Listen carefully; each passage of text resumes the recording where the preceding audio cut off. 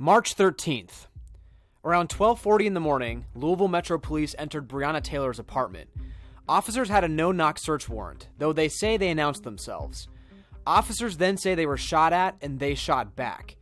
Taylor was shot 8 times and was killed. Her boyfriend Kenneth Walker was charged with attempted murder for shooting at police. March 16th, her family speaks out for the first time. This is not a woman who would sacrifice her life and her family morals and values to sell drugs on the street. The family says Walker shot at officers in self-defense and that they were looking for someone who didn't live at Breonna's apartment. March 26th, Kenneth Walker was released from jail and put under house arrest. May 11th, the next big update comes. We learned Breonna Taylor's family had hired Benjamin Crump, a high-profile civil rights attorney. This is when we started seeing Taylor's case get national attention. We also learned more about the shooting from Breonna Taylor's family. The news organization TMX shared this interview with us then. I could hear Kenny just like screaming and crying. They were shooting from outside the house like this was the Wild Wild West. May 13th, the no-knock search warrant and affidavits in connection with Taylor's death were released. A couple things we learned from that. Taylor wasn't the main subject of the warrant. One of the main suspects had been charged the same morning Taylor was killed, and police said they announced themselves and knocked at the apartment. Taylor's attorney said that witnesses could prove that wasn't true. LMPD's then Chief Conrad said the investigation was almost finished. May 21st, FBI Louisville announced they opened an investigation into Taylor's death. Chief Conrad also announced he would retire at the end of June. May 26th, a judge dismissed charges against Kenneth Walker. The Commonwealth's attorney asked for it because he believed they needed to investigate more. May 28th, we finally get to hear Kenneth Walker's call to 911 from the night of Breonna's death. Help! Oh my God! Yes, help! I don't know what's happening. Somebody kicked in the door and shot my girlfriend. That same night, protests started in downtown Louisville. They're blocked.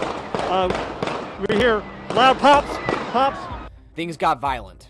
Protests have continued every night since then. June 1st, another flashpoint. Restaurant owner David McAtee is shot and killed by a National Guardsman as law enforcement try to enforce curfew. Officials say McAtee shot first. We learned that 2 LMPD officers involved in the shooting didn't have their body cams on. And hours later, Mayor Greg Fisher fired Chief Steve Conrad. June 11th, Breonna's law is signed, banning no-knock warrants in Louisville. It was passed unanimously by Metro Council. On June 19th, LMPD and the mayor announced 1 of 3 officers in the case would be fired. According to his termination letter, Brett Hankison violated procedure when he fired 10 rounds into Taylor's apartment as they were executing a search warrant the night of her death. The FBI returned to Breonna Taylor's apartment that same day as part of their investigation. 5 days later, on June 24th, Hankison appealed his firing. June 27th, gunshots in Jefferson Square. A man opens fire in the protests, shooting 2 people. One of them, Louisville photographer Tyler Girth, died. Police cleared out Jefferson Square that next morning, banning overnight protests, and removing tents and items with little warning. Girth's father spoke to protesters later that day. My wife warned him not to come down because yesterday in particular, because she thought it would be dangerous. But he said, no, I feel the need to go down and support, the injustices and what's going on, and I want to document that.